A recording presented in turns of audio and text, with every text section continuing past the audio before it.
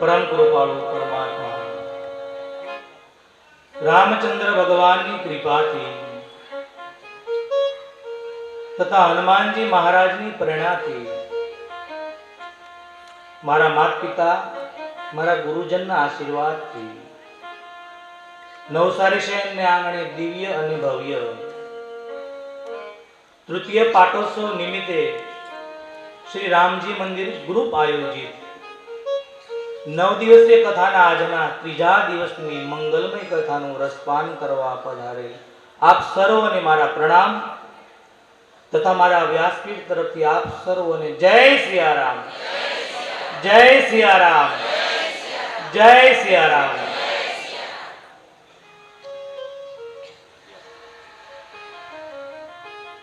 હરિ અનંત હરિ કથા અનંત. ભગવાનની આ મધુર કથાનું રસપાન કરી રહ્યા છીએ. આજે કથાનો ત્રીજો દિવસ. આજે ભગવાનના વિવાહ છે.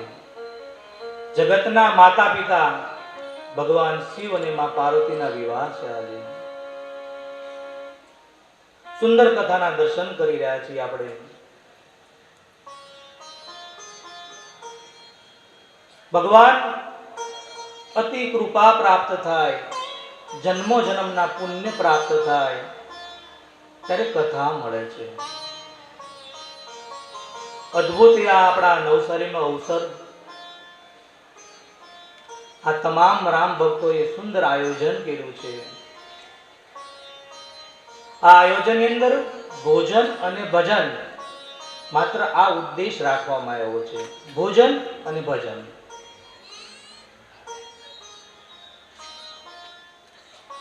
આ સુંદર યજ્ઞ ચાલી રહ્યો છે. આપણે પ્રયત્ન કરીએ કે થોડી થોડી આહુતિ આપણે પણ દઈએ. આમાં અદ્ભુત પ્રસંગો ચાલી રહ્યા છે. કથા ચાલી રહી છે. મહારાસનું પણ આયોજન છે. સંતવાણી ડાયરો પણ છે અને સાંજે બહુ ભવ્ય લોક ડાયરો પણ છે. આવા અનેક ઉત્સવો અને પછી તો ભોજન અને ભજન, મહાપ્રસાદનું અને સુંદર રથયાત્રાનું આયોજન છે. 25 થી 30,000 માણસોનું જમણવાર છે. તો આપ સર્વ આ યજ્ઞમાં થોડી થોડી આહુતિ આપજો. થોડો કથામાં પ્રવેશ કરીએ. કાલે આપણે ભગવાનની સુંદર શિવ અને મા પાર્વતીના સંવાદની કથા જોઈ. શિવ અને મા પાર્વતીના સંવાદની કથા સાંભળે એનું દાંપત્ય જીવન બહુ સુખમય બને છે. કાલે આપણે સુંદર કથાનું દર્શન કર્યું છે. સતી કથા ન સાંભળે તો એને શું થાય છે એ કથા આપણે કાલે સાંભળી. કથા સાંભળવાનું ફળ પણ શું મળે, કથા ન સાંભળીએ એનું ફળ શું પણ મળે. એવી સુંદર કથા આપણે કાલે જાણી. ભગવાન શિવે મા પાર્વતીનો ત્યાગ કર્યો. દક્ષના યજ્ઞમાં એમાં બળી જાય છે અને અંતિમ ઈચ્છા માણસનું પૂરો જન્મનું કારણ બને છે.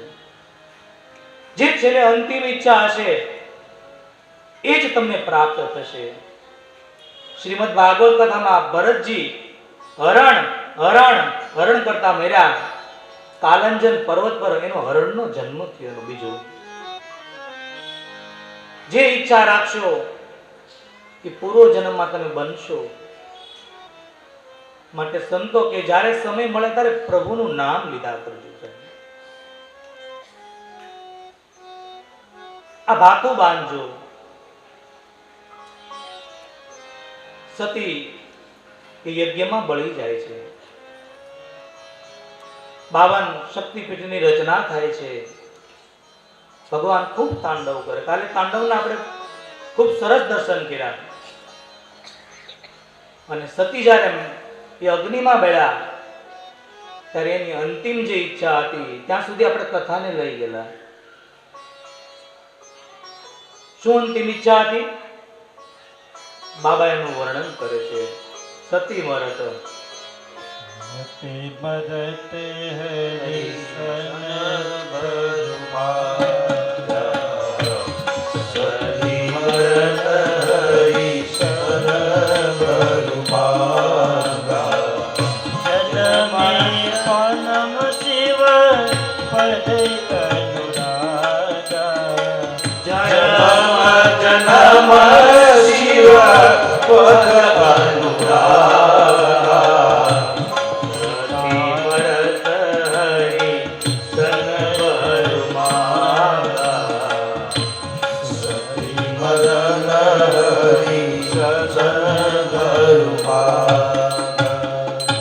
સતી મરત હરિ સન બરુ માગા, જન્મ જન્મ શિવ પદ અનુરાગા. મને જેટલા અવતાર મળે એટલા સ્ત્રીના જ મળે, અને પુરુષ તરીકે પતિ તરીકે મને ભગવાન ભૂતનાથ મળે. અંતિમ ઈચ્છા એ પૂર્વનું કારણ બને છે. હવે તમે વિચાર કરો, હું બહેનોને પ્રશ્ન પૂછું છું. ખાલી અહીંયા ધ્યાન આપજો કથામાં, કે કાલની કથા આપણે દર્શન કર્યું કે ભગવાન શિવજીએ સતી હારે સંબંધ તોડી નાખ્યો. આપણી ભાષામાં છૂટા છેડા, સતી હારે છૂટા છેડા કરી નાખ્યા. અને પછી કોઈ બેનના છૂટાછેડા થઈ જાય પછી ભગવાન એને પ્રસન્ન થાય તો એમ કે મને જન્મ જન્મ આ જ પતિ મળે.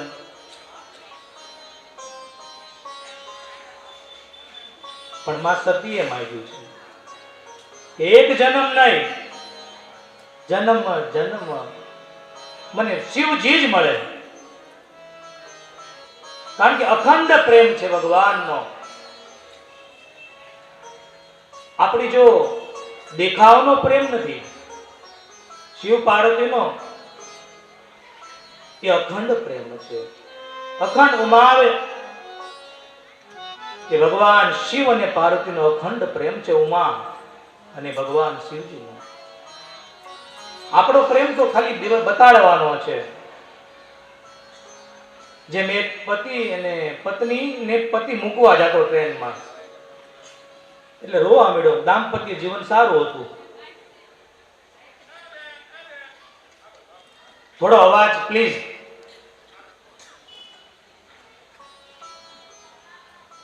એટલે એ ટ્રેનની અંદર મૂકવા જતા હતા, એટલે એ રડવા મળ્યો.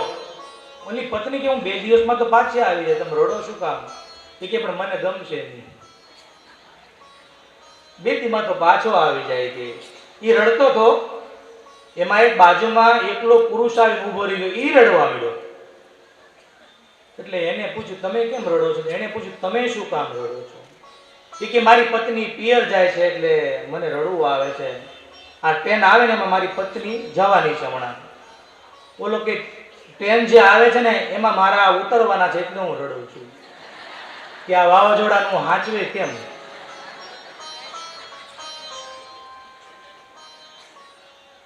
આ દંભી પ્રેમ છે, બતાડવાનો પ્રેમ છે, અખંડ પ્રેમ છે ભગવાન શિવ પાર્વતીનો. અને અંતિમ ઈચ્છા પૂર્વનું કારણ બન્યું, માટે એનો બીજો જન્મ થયો હિમાચલ મહારાજની ત્યાં. અને બાબા કહે છે તેહી કારણ હિમ ગિરી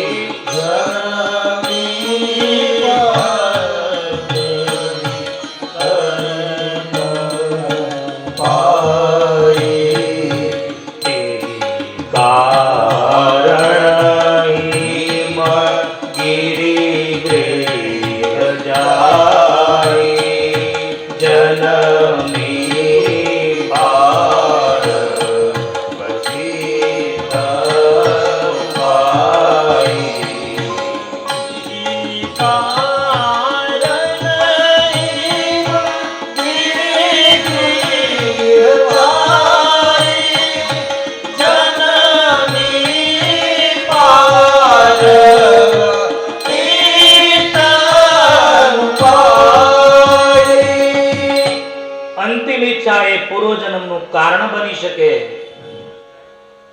આપણી વચ્ચે સંતો પધાર્યા છે, એકવાર જોરદાર તાળીઓથી વધાવો. ભગવાન કી જય. પવન સુત હનુમાનજી મહારાજ કી જય. રામ કથા સાર્થક થઈ ત્યારે ગણાય સંતોના આગમન થાય. આ સંતો પધાર્યા, જોરદાર તાળીઓથી વધાવો. સંતો ફરતા મંદિરિયા સીતારામના. હરે સંતો ફરતા મંદિરિયા સીતારામના. સંતો ફરતા મંદિરિયા સીતારામના. હે સંતો ફરતા મંદિરિયા સીતારામના. સીતારામના શ્રી રાધે શ્યામના. હરે સીતારામના હરે રાધે શ્યામના. સીતારામના શ્રી રાધે શ્યામના. હરે સીતારામના હરે રાધે શ્યામના. ફરતા મંદિરિયા સીતારામના. હે સંતો ફરતા મંદિરિયા સીતારામના. હે સંતો ફરતા મંદિરિયા સીતારામના. હે સંતો ફરતા મંદિરિયા સીતારામના. સીતારામના શ્રી રાધે શ્યામના. સીતારામના હે રાધે શ્યામના. સીતારામના શ્રી રાધે શ્યામના. સીતારામના હે રાધે શ્યામના. સંતો ફરતા મંદિરિયા સીતારામના. હે સંતો ફરતા મંદિરિયા સીતારામના. હે સંતો ફરતા મંદિરિયા સીતારામના. હે સંતો ફરતા મંદિરિયા સીતારામના.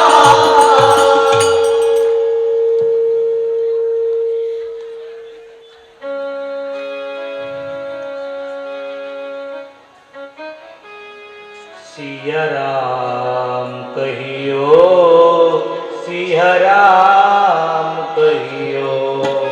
સિયારામ કહિયો, સિયારામ કહિયો.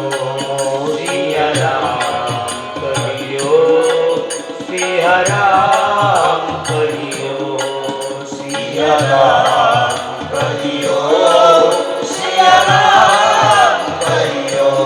સિયા રામ કહિયો, સિયા રામ કહિયો. સિયારામ કહિયો, સિયારામ કહિયો. સિયા રામ કહિયો, સિયા રામ કહિયો. સિયારામ કહિયો, સિયારામ કહિયો. સિયા રામ કહિયો, સિયા રામ કહિયો. સિયારામ કહિયો, સિયારામ કહિયો. સિયા રામ કહિયો, સિયા રામ કહિયો. સિયારામ કહિયો, સિયારામ કહિયો. સિયા રામ કહિયો, સિયા રામ કહિયો. સિયારામ કહિયો, સિયારામ કહિયો. આપણી વચ્ચે સંતો વધાર્યા, અમે આપને વંદન કરીએ છીએ બાપજી. અમારી કથાની શોભા વધારી. કથાની અંદર સંતો આવે એટલે કથા સાર્થક થઈ ગણાય.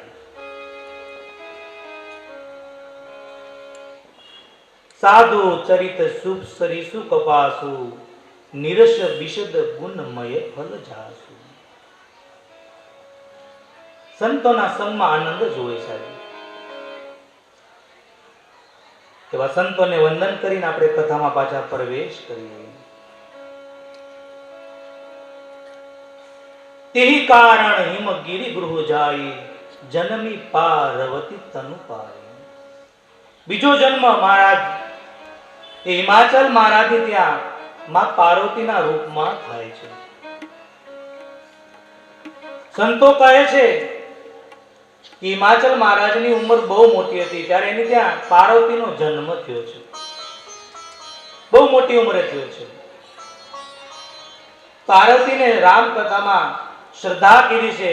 ભવાની શંકરો વંદે શ્રદ્ધા વિશ્વાસ રૂપિણો. સંતો એમ કહેવા માંગે છે કે શ્રદ્ધા તો નાનપણથી આપણા જીવનમાં આવી જવી જોઈએ, પણ કદાચ ન આવે તો યુવાનીમાં જરૂર આવવી જોઈએ. કદાચ યુવાનીમાં પણ ન આવે તો વૃદ્ધાવસ્થામાં જરૂર શ્રદ્ધા આવવી જોઈએ. આજ હિમાચલ મહારાજને ત્યાં શ્રદ્ધાનો જન્મ થયો છે. દીકરી દિવસે દિવસે એ મોટી થવા લાગી. સંતો કહે શ્રદ્ધા ધીરે ધીરે વધવી જોઈએ. શ્રદ્ધા વધવી જોઈએ. હિમાચલ મહારાજની શ્રદ્ધા દિવસે દિવસે વધવા લાગી.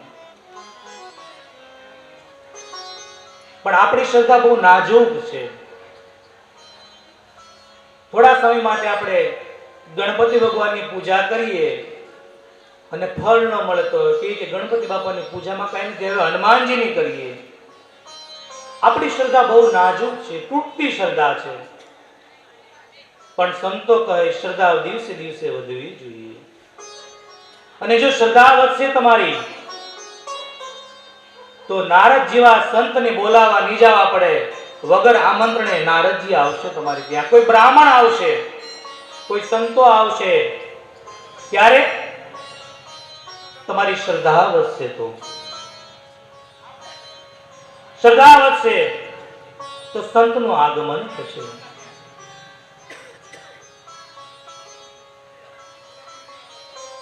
સંતોનું આગમન થશે. શ્રદ્ધા વધશે તો દિવસે દિવસે શ્રદ્ધા વધવા લાગી. નારદજી આવ્યા. નારદજીનું ખૂબ સ્વાગત કર્યું છે. અને નારદજીને કહે છે આપ ત્રિકાળ જ્ઞાની છો. બાબા એનું વર્ણન કરે છે દોહા દ્વારા. ત્રિકાલજ્ઞ સર્વજ્ઞ તુમ, ગતિ સર્વસ્ત્ર તુમ્હારી, કાહમ સુતા કે દોષ ગુણ, મુનિવર હૃદય વિચારી. હે નારદજી આપ ત્રિકાળ જ્ઞાની છો. આપ બ્રાહ્મણ છો, આપ બ્રહ્મચારી છો, વિષ્ણુના પરમ ભક્ત છો. આપ આવ્યા મને ખૂબ આનંદ થયો. આપ આવ્યા છો તો હવે મારી પુત્રીનું જોશ જોઈ આપો. આ જ્યોતિષ શાસ્ત્રનું રામાયણમાં વર્ણન છે. અદ્ભુત ગ્રંથ છે સાહેબ. આજ નારદજી બ્રાહ્મણ બની અને જગતની માં પાર્વતીનું જોશ જોવે છે.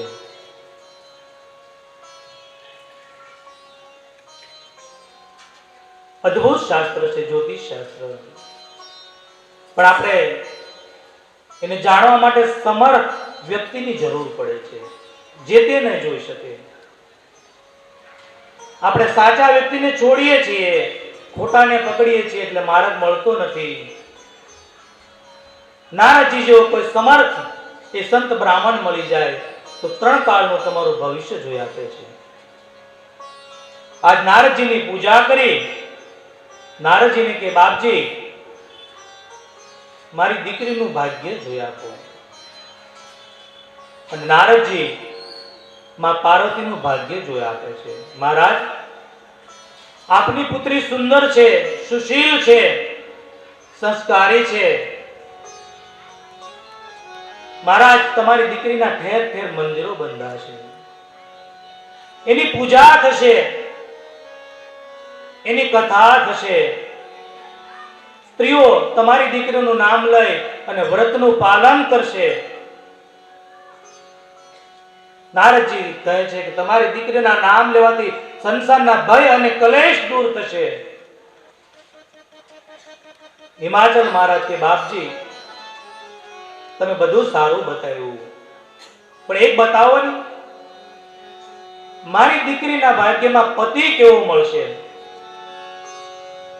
પતિ? કઈ હા. તો સાંભળો મહારાજ, તમારી દીકરીની બધી જ રેખાઓ સારી છે, પણ એક રેખા વિપરીત છે, પરિહસ્ત અસ્ત રેખા. પતિ રેખા એક અવળી છે અને પતિ કેવો મળશે? તુલસીદાસ કહે છે, નારદજી કહે છે ને બાબા એનું વર્ણન કરે છે. અગુણામાન મારો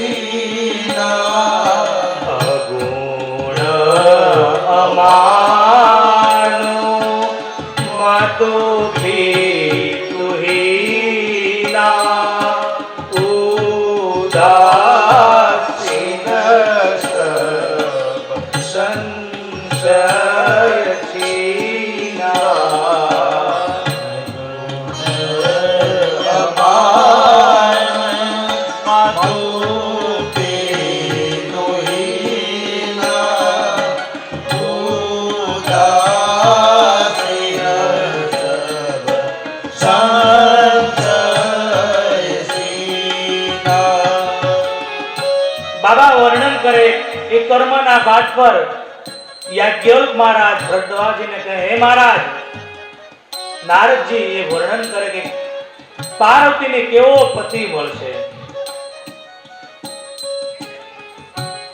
કેવો પતિ મળશે? મહારાજ, તમારી પુત્રીને અગુણ હશે, જેનામાં એક ગુણ ન હોય. અમાન હશે, જેને માન પાન સાથે કઈ લેવા દેવાની હોય.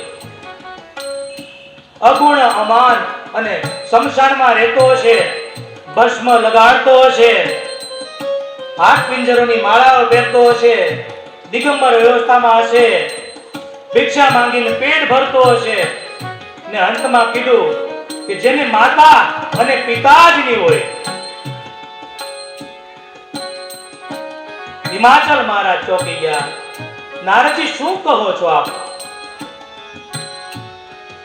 ક્યાં મારી પુત્રી? અને તમે કેવો વરનું વર્ણન કરો છો? નારદજી કહે, હિમાચલ મહારાજ, તમારી પુત્રી તો આવો જ વર મળશે. કારણ વિધાતાના લેખને કોઈ મેઘ ન મારી શકે, દેવતા ધનુજ કોઈ ન હટાવી શકે. પણ સંતો કહે છે વિધાતાના લેખને ત્રણ વસ્તુ મેઘ મારી શકે છે. એક સંત કૃપા થાય તો લખેલા લેખ તમારા બદલાઈ જાય છે. રબરનું સ્ટેમ્પ પેપર ઉપર તમે એનો સિક્કો પાડો, અક્ષર ઉલટા હોય, નીચે પડે તો સીધા થઈ જાય. એમ જો સંત અનુરૂપ થઈ જાય તો લખેલા લેખ પણ તમારા બદલાઈ જાય છે સંત કૃપાથી. બીજું રામ નામથી. સંતો કહે છે 13 કરોડનો કોઈ જપ કરે રામ નામનો તો એના લેખ ફરી લખવા પડે, લેખ બદલાઈ જાય છે.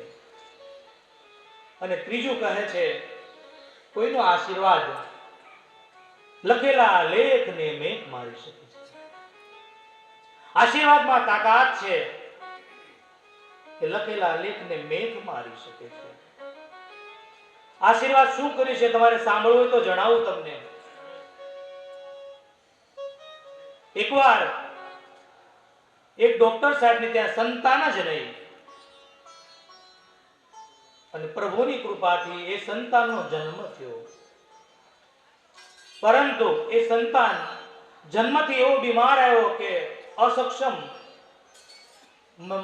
મૃત્યુની સમાન એ બાળક.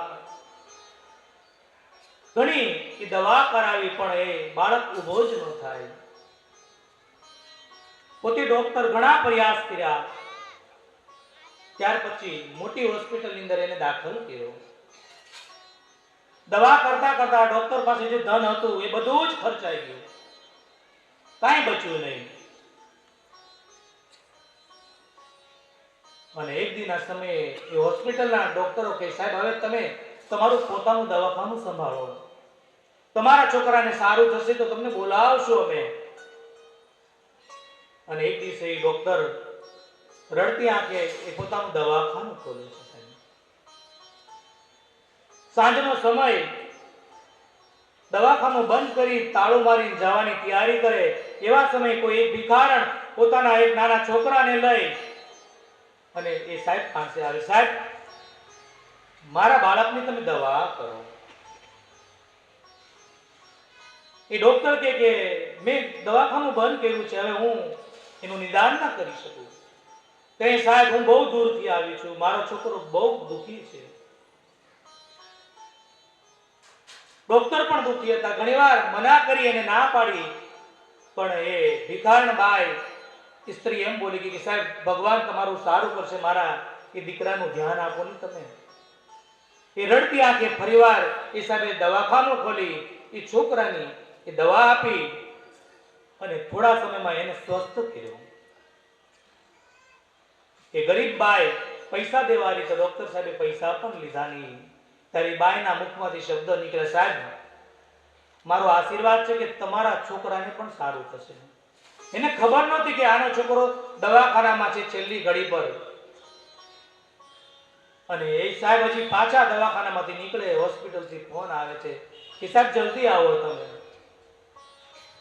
એ રડતી આંખે ડોક્ટર સાહેબ પાછા ગયા ને જાઈને કહે કે તમારો છોકરો ઊભો થયો છે, કોઈ સાહેબ આવ્યા છે બહારથી, એને દવા કરી છે.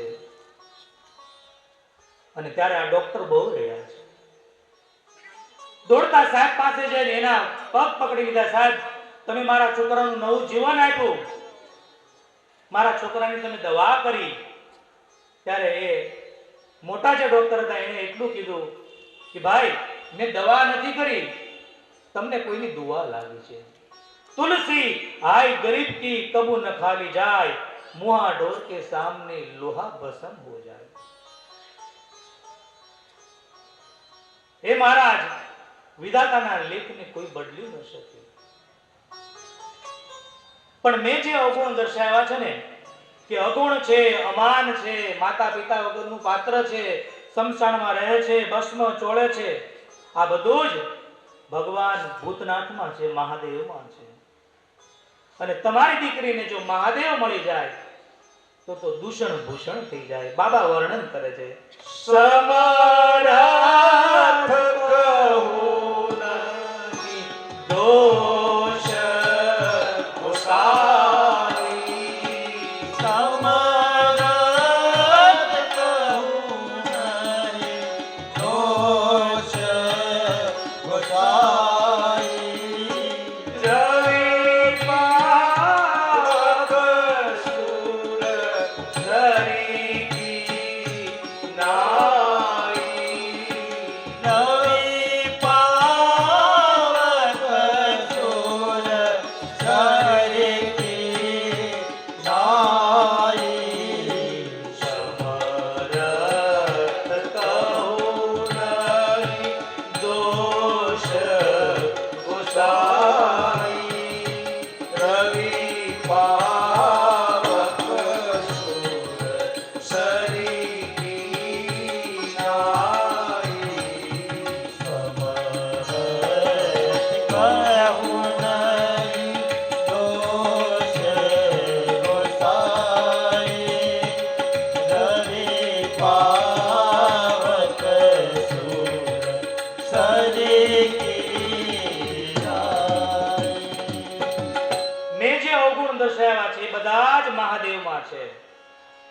અને મહાદેવ મળે તો સમર્થ કહું નહીં દોષ ગોસાઈ, તો દૂષણ ભૂષણ બની જાય. બાબા ચોપાઈ આ ચર્ચાસ્પદ લોકોએ કરી નાખી છે કે આનો અર્થ એવો થાય કે સમર્થ એટલે મોટા માણસને દોષ ન લાગે. આજે કળયુગમાં થાય પણ એવું છે, મોટા માણસનો છોકરો ફાટેલા કપડા પહેરી નીકળે તો એ લોકો શું કે ફેશન છે, અને ગરીબ માણસનો છોકરો નીકળે તો એને ક્યાં પહેરવા કપડા છે. એ મારી તમારી દ્રષ્ટિમાં છે. બાકી તુલસીદાસ બાબા કે હું સમર્થ એને કહું છું જેનામાં કોઈ દોષ નથી. મહાદેવમાં શું દોષ છે? ચાર વ્યક્તિને દોષ ન લાગે, રામકથામાં કીધું છે. માં ગંગાને દોષ ન લાગે, નકર ગંગાજી પવિત્ર વસ્તુને પણ ધોવે છે, અપવિત્ર વસ્તુને પણ ધોવે છે. બીજું સૂર્ય ભગવાનને દોષ ન લાગે, એ પવિત્ર વસ્તુ પર પડે છે, અપવિત્ર વસ્તુ પર પણ પડે છે. ત્રીજું અગ્નિને દોષ ન લાગે, એ સારી વસ્તુ પણ પકાવે છે, ખરાબ વસ્તુને પણ પકાવે છે. ચોથું ભગવાન વિષ્ણુને દોષ ન લાગે. સર્પ આપણને સ્પર્શ કરી જાય તો આપણે અપવિત્ર ગણાય, પણ એ સર્પની પથારી પર વિષ્ણુ સૂવે છે, એને દોષ ન લાગે, કારણ સમર્થ કહું નહીં દોષ ગોસાઈ. અને મહાદેવ મળી જાય તો દૂષણ ભૂષણ થઈ જાય.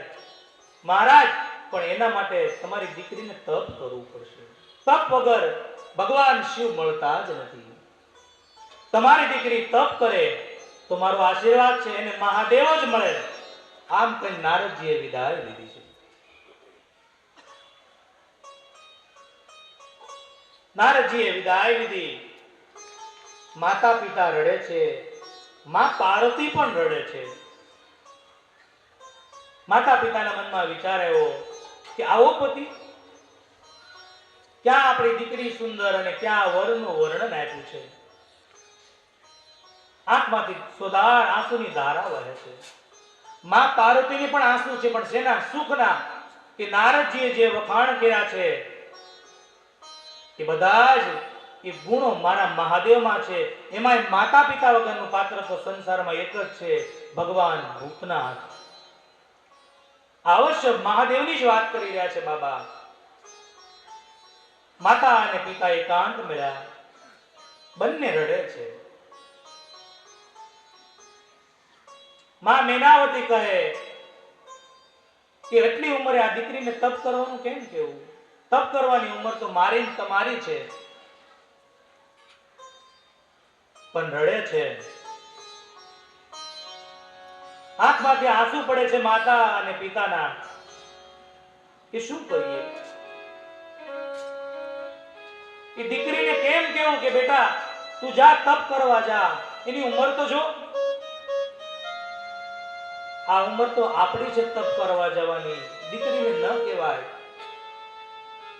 પણ આ તો જગદંબા માં સાહેબ, જગતની માં. માને જાણ થઈ ગઈ કે મારે તપ કરવું જ પડશે. માતા પિતા પાસે આવીને કે માં, મને રાત્રે સપનું આવ્યું. એક ગોર બ્રહ્મ વર્ણના બ્રાહ્મણ મને સપનામાં બતાણા. એને બ્રાહ્મણે મને કીધું કે દીકરી તું તપ કરની. માં હું તપ કરું? માતા પિતા નીચું જોઈ ગયા, આ પણ કીધી નહીં, ના પણ ન કીધી. રડવા લાગ્યા કે દીકરીને કેમ કેવું? માં પાર્વતીએ સફેદ વસ્ત્રો પરિધાન કર્યા. આખું હિમાચલ પ્રદેશ રડે છે આજે. માં પાર્વતી જાય છે, એટલી ઉંમર માની, અને તપ કરવા જાય. કોણ એવા મા બાપ હોય કે જેની આંખમાં આંસુ ન હોય? માતા પિતા રડે છે, આખો હિમાચલ પ્રદેશ રડે છે. એ સમયે વેદશિલા નામના સંત આવ્યા અને સંતે બધી વાત કરી. માં પાર્વતીની પૂર્વની કથા કહી કે મહારાજ આ તમારી પુત્રી નથી, આ તો જગતની માં છે. આ શિવના અર્ધાંગી છે. એને કથા ન સાંભળી. રામની પરીક્ષા લેવા ગયા, શિવે એનો ત્યાગ કર્યો. તજાય અને દક્ષના યજ્ઞમાં બળી ગયા. એનો બીજો જન્મ તમારી ત્યાં થયો છે. આ જન્મ જન્મ શિવને વરેલી છે, આ જગદંબા છે. બધાને શાંત કર્યા વેદશિલા નામના સંતે. અને માં પાર્વતી એ તપ કરવા જાય છે. એને કેવું તપ કર્યું? તુલસીદાસ મહારાજે એનું ચોપાઈ દ્વારા વર્ણન કર્યું છે. ઉરધારી ઉમા પ્રાણપતિ ચરણા ઉરધારી ઉમા પ્રાણપતિ ચરણા ઉજાઈ બિપિન લાગી ઉરધારી ઉમા પ્રાણપતિ ચરણા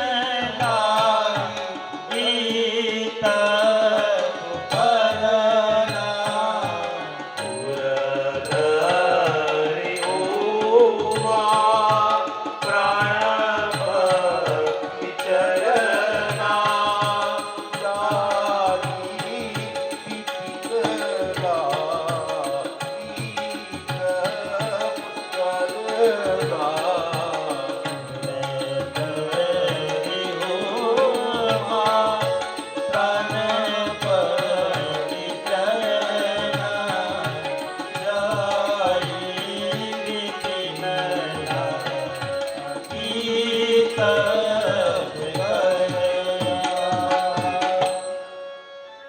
ઉરધરી ઉમાપતિ પ્રાણપતિ ચરણા.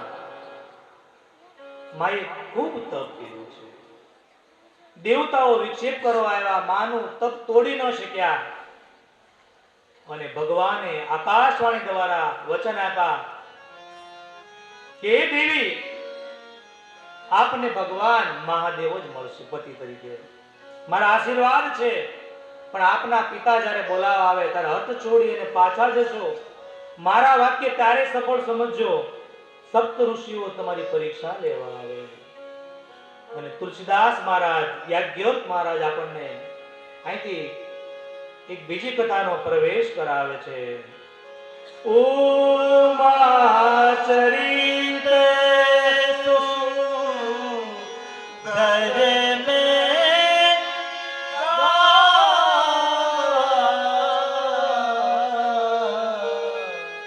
સુનહુ શંભુ કર ચરિત સુહાવા.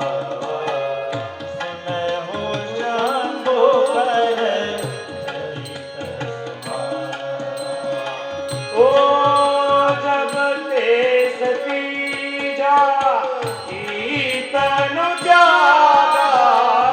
જગતે સતી જાય તન જાગા.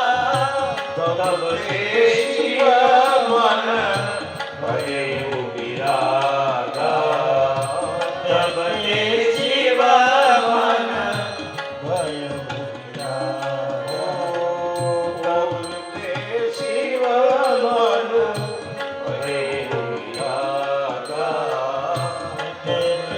શિવ મન ઓ મા ચરિત મેં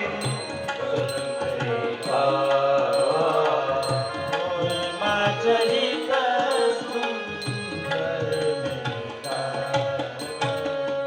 ઉમા ચરિત સુંદર મેં ગાવા.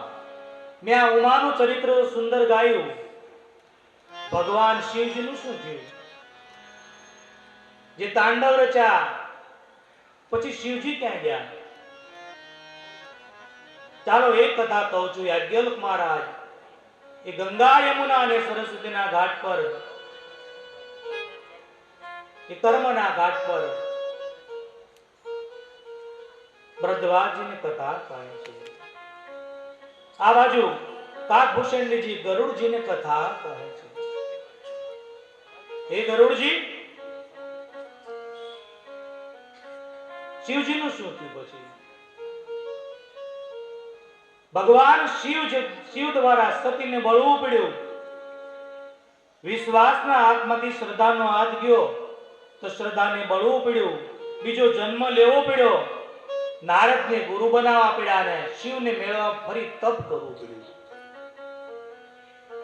પણ શ્રદ્ધા વગરના વિશ્વાસને પણ દુઃખી થવું પડે છે. માત્ર શ્રદ્ધા હશે તો નહીં ચાલે, શ્રદ્ધા અને વિશ્વાસ બંને જરૂરી છે. ભગવાન શિવજી બહુ ભટક્યા છે. કઈક કથા ચાલતી હોય તો કથા સાંભળે છે, કોઈ જગ્યાએ કથા કહેવા લાગે છે.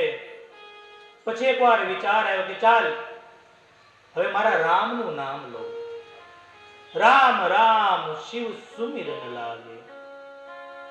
ભગવાનનું નામ લેતા લેતા ભગવાન શિવજીને સમાધિ લાગી ગઈ. સમાધિ લાગી ગઈ અને એક પ્રથમ સમાધિ ભગવાન રામ ખોલવા આવ્યો. રામચરિત માનસમાં શિવજીની 2 વાર સમાધિ તૂટી છે. પેલા રામ દ્વારા અને બીજું કામ દ્વારા. જો એકવાર રામ આવી જાય તો કામની તાકાત નથી. અને આજ શિવજીને કે પ્રભુ ઉઠો, અને ભગવાને નેત્રો ખોલ્યા છે. ભગવાન શિવજી અને રામના 4 નેત્રો ભેગા થયા. 4 મિલે 64 કિલે બીચ રહે જોડ, હરિજન સે હરિજન મિલે ખિલે 7 કરોડ. બે પ્રભુનું મિલન થયું છે. આજ ભગવાન રામ કહે છે પ્રભુ હું કોઈને પ્રસન્ન થાવ, દર્શન લેવા આવું ત્યારે કોઈને વરદાન આપવા આવું છું, પણ આજ આપની પાસે વરદાન લેવા આવ્યો છું. શિવજી કે પ્રભુ આપ તો મારા સ્વામી છો. હવે તમે જોજો, શિવજીને રામ સ્વામી માને છે અને રામને શિવજી સ્વામી માને છે. આપણે કહીને શિવ બહુ મોટા છે, ઘણા કે રામ બહુ મોટા. નહીં, અહીંયા રામજી શિવજીને ગુરુ માને છે, શિવજી રામને ગુરુ માને છે. જેમ 1-2 મિત્રોને બહાર જવાનું થયું તો એકને ઘોડાનો બહુ શોખ ને એકને સુવાનો બહુ શોખ. એટલે બંને સાથે યાત્રા કરી તો એક ઘોડા પર બેઠો અને બીજાએ પલંગ સાથે લીધો. એટલે બંને યાત્રા કરે છે. એક ગામ આવ્યું એટલે ગામના લોકોએ જોયું કે ભાઈ આ ઘોડે સવાર છે, આ એના સેવક છે જે ખાટલો લઈને જાય છે, ને ઘોડે સવાર છે એના સ્વામી છે. આ રાજા છે ને આ પ્રજા છે, આ સ્વામી છે ને આ સેવક છે, આ ગુરુ છે ને આ શિષ્ય છે. ઘોડા પર સવાર હતો એ ગુરુ છે અને નીચે પલંગ લઈને જાય છે એ શિષ્ય લાગે છે. બીજું ગામ આવ્યું કે થોડો આરામ કર્યો તો ઓલો ખાટલો ઢાળીને સૂઈ ગયો ને આ વ્યક્તિ ઘોડાને પાણી પાવા જાય તો ગામના લોકો કે આ ઘોડાને પાણી પાય આનો સેવક છે ને આ ગુરુ છે સુતા. થોડી વાર રામ ગુરુ બને, થોડી વાર ભગવાન શિવજી ગુરુ બને. પ્રભુ આપની પાસે કઈ લેવા આવ્યો છું શું? બધી જ માં પાર્વતીની એક કહાનીની વાત કરી, કથા કહી કે ગયા જન્મમાં એ દક્ષ સૂતા હતા, એને કથા ન સાંભળી અને આપે એનો ત્યાગ કર્યો. એ યજ્ઞમાં બળી ગઈ. નારદજીને ગુરુ માન્યા, બહુ એને તપ કર્યું અને એનું તપ જોઈને મેં એને આશીર્વાદ આપ્યો કે ભગવાન શિવજી તમને પતિ તરીકે મળશે. તો પ્રભુ તમને એ કહેવા આવ્યો છું તમે વિવાહ કરો. ભગવાન શિવજીએ થોડી વાર અનિચ્છા દર્શાવી કે એકવાર હું સંસારમાં જઈ ચૂક્યો, હવે મારે જાવું નથી. અને એકવાર જાય પછી લગભગ બીજી વાર નામ લે નહીં. પછી કોઈ કઠણ છાતી ન હોય તો બીજું કરે. सोच लो चलना बड़ा रुसवार है, ये जिंदगी रसी नहीं तलवार है. થોડી અનિચ્છા દર્શાવી કે નહીં બાપજી વિવાહ નથી કરવા મારે. કહે હું કહું છું આપ વિવાહ કરો. ઘણીવાર એ સંતોને ઋષિઓને ભગવાન વિવાહ કરાવે. શું કામ? કે એના યોગ્ય સંતાન થાય અને આ સંસારનું રક્ષણ કરી શકે. માટે મોટે ભાગે ગૃહસ્થી તમને જોવા મળશે સંતોમાં